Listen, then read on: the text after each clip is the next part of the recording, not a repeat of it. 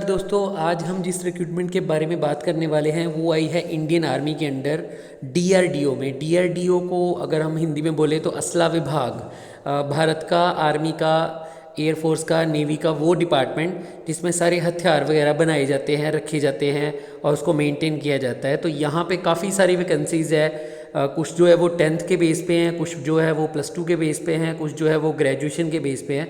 तो काफ़ी सारी वैकेंसीज़ जो है यहाँ पे आई है जिसके बारे में हम आगे बात करने वाले हैं।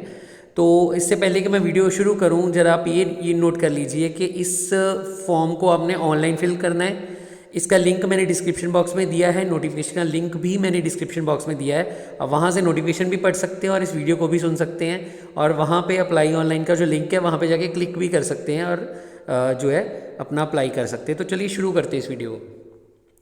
सबसे पहले हम बात करेंगे एप्लीकेशन फ़ीस की। यहाँ पे आप नोटिफिकेशन में देख सकते हैं लिखा हुआ है कि 100 रुपये, 100 रुपीज़ जो है उसकी वो आपकी फ़ीस लगेगी। ये फ़ीस नॉन रिफंडेबल और नॉन ट्रांसफ़रेबल होगी। इसका मतलब है कि ना तो आप ये फ़ीस रिफ़ंड कर सकते हैं, वापस ले सकते हैं, ना ही किसी और को ट्रांसफ़र कर सकते हैं। एक बार पे हो गई तो हो गई। अब कैसे पे करनी है आपको करनी है credit card, debit card, net banking या फिर यूपीआई की हेल्प से। इसके अलावा जितने भी एप्लीकेबल सर्विसेज चार्जेस हैं, बैंक चार्जेस, वो भी आपको देने होंगे।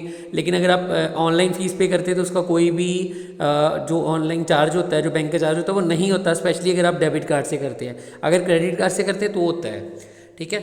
इसके अलावा फ़ीस नॉन रिफंडेबल है और ये फ़ीस सबको नहीं पे करनी। यहाँ पे एग्जाम्पशन भी दी हुई है। जितनी भी लड़कियाँ हैं, वुमेन, SC है, ST है, फिजिकली हैंडीकैप है, एक्स सर्विसमैन है, उनको तो किसी भी तरह की फ़ीस नहीं पे करनी। सिर्फ जो जनरल और OBC कैटेगरी के लड़के हैं उन्हीं को ये फ़ीस जो है वो पे करनी है। इसके अलावा किसी और को ये फ़ीस जो है वो नहीं पे करनी। इसके बाद हम बात करेंगे लोकेशंस और सेंटर की। ये पूरे इंडिया की जॉब है, हर स्टेट का कोटा अवेलेबल है, वो तो है ही, लेकिन इसके कहाँ बनेंगे सेंटर और लोकेशन कहाँ है यहाँ पे आपको दिए हुए हैं। ये सारे जो शहर जो आप देख रहे हैं, आगरा, अहमदाबाद, ये हर एक के लिए है। जैसे आप अगर पंजाब से हैं तो आप पंजाब में भी फिल कर सकते हैं। यहाँ पे चंडीगढ़ का ऑप्शन भी आप देख सकते हैं। तो अगर आप दिल्ली से हैं तो दिल्ली का भी कर सकते हैं, यहाँ पे दिल्ली का भी ऑप्शन दिया है। तो ये जो 41 सेंटर्स हैं, यहाँ पे से आप किसी भी सेंटर में ये फॉर्म जो है, मतलब अपना सेंटर जो है वो फिल कर सकते हैं, ठीक है। एक ही बार आप सेंटर सेलेक्ट कर सकते हैं और जो भी आप सेंटर सेलेक्ट करोगे वही आपका आएगा, फिर आप उसको चेंज नहीं कर सकते। यहाँ पे लिखा भी हुआ है कि रिक्वेस्ट जो है वो एंटरटेन नहीं की जाएगी चेंज की। अगर आप चेंज की बात करते हो तो वो चेंज आपको नहीं मिलेगा।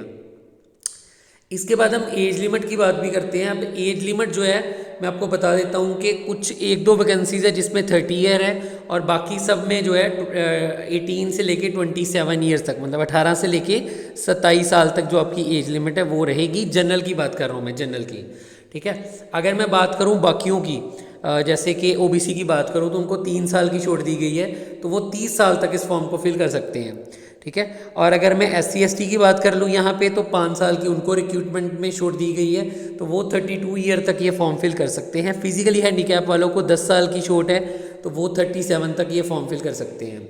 अगर मैं बात करूँ एक्स सर्विसमैन की, तो उनका सिर्फ ये है कि 60 से नीचे होना चाहिए और उनका वही फार्मूला लगेगा जो उनकी एक्चुअल एज है, उसमें से सर्विस एज माइनस करनी है, तो आपका जो आंसर है वो 27 से कम आना चाहिए, ठीक है। तो सिंपली अगर मैं बताऊं तो एक्स सर्विसमैन सारे फिल कर सकते हैं, जनरल 27, OBC 30 और SC ST 32। कुछ वैकेंसीज है जैसे जूनियर ट्रांसलेटर की है, वो आप 30 तक फिल कर सकते हो जनरल वाले, और SC 35 और OBC 33। बाकी जो जितनी भी वैकेंसीज है जो 10th +2 के बेस पे है वो सारी इसी एज लिमिट के बीच में रहेंगी। इसके बाद हम बात करते हैं नंबर ऑफ़ पोस्ट की, कितनी पोस्ट है यहाँ पे। तो यहाँ पे टोटल आप देख सकते हैं 1061 वैकेंसीज़ है, जिसमें से अलग अलग है। कुछ स्टेनोग्राफर की है 123, ठीक है, एडमिनिस्ट्रेशन की 250 है, हिंदी टाइपिंग वालों की 12 है, इंग्लिश टाइपिंग वालों की 134 है, ठीक है। मेनली इसमें अगर आप देखो तो फायरमैन की वैकेंसीज़ है जो 10th के बेस पे होती है मोस्टली, वो 86 वैकेंसीज़ है, और फायर इंजन वालों की 18 है, व्हीकल ऑपरेटर वालों की 145 है। तो ओवरऑल अगर हम बात करें तो 1061 वैकेंसीज़ है अलग अलग में जो आप फिल कर सकते हो। उसके बाद हम बात करेंगे क्वालिफिकेशन और पे स्केल की। ये सबके लिए अलग अलग है, तो मैं थोड़ा थोड़ा आपको बता देता हूँ। जैसे आप JTO को फिल करना चाहते हैं, ये बहुत ही कम लोग कर पाएंगे। इसमें मास्टर डिग्री चाहिए किसी रिकॉग्नाइज्ड यूनिवर्सिटी से, तो ये तो बहुत कम लोग कर पाएंगे। सेकंड जो है वो स्टेनोग्राफर की है, इसमें ग्रेजुएशन चाहिए आपकी बैचलर डिग्री, और 10 मिनट में आपको जो है डिक्टेशन भी आनी चाहिए। 10 मिनट 100 वर्ड्स पर मिनट की आपकी डिक्टेशन चलेगी यहाँ पे, ठीक है। तो ये तो बहुत कम लोग फिल कर सकते हैं, लेकिन जो आगे वैकेंसीज़ है वो काफ़ी अच्छी है। जैसे ये स्टेनोग्राफर ग्रेड 2 की वैकेंसी है, तो इसमें सिर्फ 12th पास ही मांगी उन्होंने और कुछ नहीं मांगा। साथ में थोड़ा सा स्किल टेस्ट जरूर है, डिक्टेशन आपको चाहिए यहाँ पे भी 10 मिनट्स 80 वर्ड्स पर मिनट के हिसाब से। और आपकी एडमिनिस्ट्रेशन की जो है इंग्लिश टाइपिंग की वो भी 12th पे है, हिंदी टाइपिंग भी 12th चाहिए। सोर्स असिस्टेंट जो स्टोर असिस्टेंट है वो भी 12th पास चाहिए। और इसमें थोड़ा थोड़ा सब में स्किल टेस्ट है छोटा छोटा सा, ठीक है, ज़्यादा बड़ा नहीं है। और आपका जो स्टोर असिस्टेंट हिंदी टाइपिंग है वो भी 12th बेस पे। सिक्योरिटी असिस्टेंट की यहाँ पे मुझे थोड़ी सी इंटरेस्टिंग लग रही है। सिक्योरिटी में अगर आप फिल करना चाहते हो, असला विभाग में अगर आप सिक्योरिटी में जाना चाहते हो, स्पेशली ये वैकेंसी एक्साइट करेगी एक्स सर्विसमैन को, ठीक है, सिक्योरिटी असिस्टेंट की। तो इसके लिए सिर्फ 12th पास चाहिए। अगर एक्स सर्विसमैन हो तो 10th पास चाहिए, क्योंकि उनके पास तो ग्रेजुएशन सर्टिफिकेट होता है। और ये ग्रुप सी की वैकेंसी है, तो सारे ही एक्स सर्विसमैन एलिजिबल है। तो ये चीज़ें तो है ही। उसके अलावा यहाँ पे व्हीकल ऑपरेटर में 10th पास वैकेंसी है। यहाँ पे फायर इंजन में और फायरमैन में भी 10th स्टैंडर्ड आपका मांगा है, और कुछ खास नहीं मांगा उन्होंने, मेनली 10th ही मांगा है। तो ये भी आप फिल कर सकते हैं, अच्छी वैकेंसीज है सारी। आगे हम बात करते हैं मोड ऑफ सिलेक्शन की। तो यहाँ पे आपका एक सबसे पहले तो CBT होगा, कंप्यूटर बेस्ड टेस्ट। अब कंप्यूटर बेस्ड टेस्ट जो है, जो मास्टर डिग्री के बेस पे फिल कर रहे हैं उनका अलग होगा, और बाकी जो 10th+2 के बेस पे फिल कर रहे हैं उनका अलग होगा। तो पहले मैं मास्टर डिग्री वालों को बता दूं, मास्टर डिग्री में सिर्फ आपको 40 क्वेश्चन हिंदी के, ठीक है, और 40 क्वेश्चन जो है इंग्लिश के आएंगे। 80 क्वेश्चन आपको टोटल आएंगे, ठीक है। 60 मिनट में आपको ये सॉल्व करने हैं मास्टर डिग्री वालों को। लेकिन जो बाकी लोग हैं जो 10th+2 के बेस पे फिल करना चाहते हैं, जैसे सिक्योरिटी गार्ड की वैकेंसी, ठीक है, तो वो आप ज़रा देख लीजिए। अब वहाँ पे आपको 75 क्वेश्चन आएंगे, जिसमें मैथ होगा, रीजनिंग होगी, इंग्लिश होगी और GK होगी। जो 4 सब्जेक्ट हम हमेशा डिस्कस करते हैं, वही उसके 75 क्वेश्चन आएंगे, जो आपको 60 मिनट में पूरे करने हैं। तो ये आपका CBT होगा। उसके बाद अगर हम फिजिकल की बात करें तो हम उसके बारे में आगे बात करेंगे। यहाँ पे आप देख सकते हैं हाइट की कंडीशन भी दी है, मेल के लिए 165 और फीमेल के लिए 157। और चेस्ट की जो कंडीशन होती है वो तो सिर्फ मेल के लिए होती है। 81 सेंटीमीटर का जो चेस्ट है मेल के पास, वो डेफिनेटली होना ही चाहिए। ये आपका जो है फिजिकल का है। और भी है यहाँ पे चेस्ट एक्सपेंशन की बात करें तो 5 सेंटीमीटर की चेस्ट एक्सपेंशन चाहिए मेल को। और वेट की बात करें तो 50 kg तो कम से कम होना ही चाहिए। फीमेल का 45 kg कम से कम होना चाहिए, इससे थोड़ा ज़्यादा हो सकता है लेकिन कम नहीं, ठीक है। इसके अलावा आप में कोई भी फिजिकल डेफिशिएंसी नहीं होनी चाहिए, आपकी लेग्स बो नहीं होनी चाहिए, जो आपके गोड्डे हैं, जो आपके नीज़ है वो नॉक नहीं होने चाहिए, या आपके फीट जो आपके फुट है वो फ्लैट नहीं होने चाहिए। ये कंडीशंस है, ठीक है। और उसके बाद मेडिकल स्टैंडर्ड की बात कर ले, विज़न आपका अच्छा होना चाहिए, ठीक है। कोई भी आपको कलर ब्लाइंडनेस या नाइट ब्लाइंडनेस, ठीक है, जो आप रात को नहीं देख सकते या कलर को नहीं देख सकते अच्छे से, वो नहीं होना चाहिए। उसके अलावा फिजिकल टेस्ट भी आपका मेल की बात कर रहा हूँ मैं, 1600 मीटर का फिजिकल टेस्ट निकालना है 7 मिनट में। अगर आपने 10th के बेस पे फायरमैन की वैकेंसी फिल करनी है तो उसकी एक एडिशनल कंडीशन भी है, आपको 63 kg का वेट उठा के 183 मीटर चलना है 96 सेकंड में। ये सिर्फ फायरमैन पोस्ट के लिए अवेलेबल है। उसके अलावा आपको रोप क्लाइंबिंग भी करनी है 3 मीटर की, 20 सिटअप्स भी करने हैं, ठीक है। 2.7 मीटर का आपको वो करना पड़ेगा, क्लियर करना पड़ेगा, ठीक है, डिच एंड लैंडिंग दोनों में। तो ये जो है कंडीशंस है मेल की। अब फीमेल की बात कर लेते हैं। तो फीमेल में आपको 800 मीटर दौड़ के दिखाना है 5 मिनट में। अगर आप फायरमैन के लिए फिल कर रहे हैं तो 63 kg का वेट आपको भी उठाना है 183 मीटर तक चलने के लिए, और 2.5 मीटर की रोप क्लाइंबिंग भी करनी है, 15 सिटअप्स भी करने हैं और 2 मीटर का लॉन्ग जंप भी करना है, ठीक है। तो ये सारी चीज़ें आपको फिजिकल और मेडिकल में अच्छे से क्लियर करनी है, फिर आप नेक्स्ट राउंड में जाओगे, ठीक है।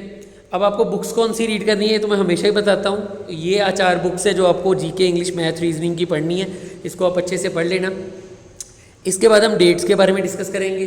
तो डेट्स की अगर बात करें तो 7 दिसंबर, ये आप डेट नोट कर लीजिए, 7 दिसंबर 2022 यहाँ तक आपको जो फॉर्म है वो फिल करने हैं। जो आपका स्टार्ट हुआ था वो 7 नवंबर को हुआ था और जो एंड होगा वो 7 दिसंबर को होगा, ठीक है। और अभी इसकी टेस्ट की डेट तो नहीं आई, लेकिन DRDO की वेबसाइट में वो टाइम टू टाइम अपडेट होता रहेगा। तो अब DRDO की वेबसाइट, जिसका ऑफिशियल लिंक मैंने नीचे डिस्क्रिप्शन बॉक्स में दिया है, वो भी आप चेक कर लेना और वहाँ से आप चेक करते रहना। वैसे आते ही मैं अपने ग्रुप में तो डाल ही देता हूँ हमेशा जब भी पेपर आता है। इसके अलावा कुछ इंपॉर्टेंट पॉइंट्स उन्होंने बताया, रिजेक्शन के पॉइंट। आपकी एप्लीकेशन रिजेक्ट हो सकती है अगर आपने ये वाली चीज़ें ध्यान नहीं दी तो। सबसे पहले अगर आपकी क्वालिफिकेशन उतनी नहीं है जितनी एडवर्टीजमेंट में दी है, तब भी आपकी एप्लीकेशन रिजेक्ट हो जाएगी। अगर आपने इनकम्प्लीट एप्लीकेशन भेजी तब भी आपकी एप्लीकेशन रिजेक्ट हो जाएगी। अगर आपने फ़ीस के बगैर, अगर आपको फ़ीस पे करनी है और आपने फ़ीस ने नहीं पे की, तब भी आपकी एप्लीकेशन रिजेक्ट हो जाएगी। ऑनलाइन मोड के अलावा कोई भी और आपने मोड अप्लाई किया, जैसे आपने ऑफलाइन फॉर्म फिल किए या कुछ स्पीड पोस्ट किया इसको, तो भी आपकी एप्लीकेशन जो है वो रिजेक्ट कर दी जाएगी। इसके अलावा अगर आपकी फ़ोटो, सिग्नेचर या कोई भी डॉक्यूमेंट ब्लर आया, तब भी आपका जो है ख़त्म, जो आपकी एप्लीकेशन है वो रिजेक्ट कर दी जाएगी। और इसके अलावा अगर आप डेट ऑफ एलिजिबिलिटी के बाद ट्राई करते हैं, तब तो आप ट्राई ही नहीं कर सकते, वो तो हो ही जाएगा।